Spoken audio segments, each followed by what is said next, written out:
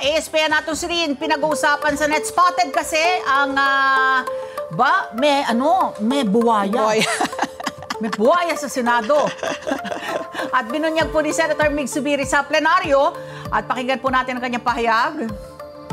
I just also like to make special mention of the bag of Senator Amy Marcos. I've never seen such kind of unique bag.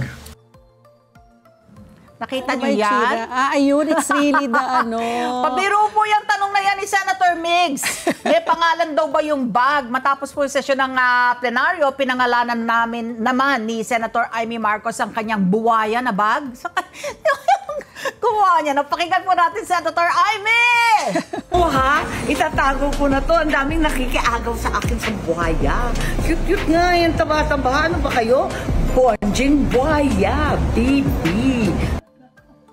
Bonjing. Bonjing! Ang pangalan ng kanyang buhayang bag. Yan yung pet name niya, di ba? At may paburiw pa daw na hirit, ang senadora. Huli na ako ng isa. Dapat makulong silang lahat. Ilan ba sila lahat, ma'am? Lahat ng buhaya, lahat ng lulong. Aarborin ko nga yan sa manang ng bayan.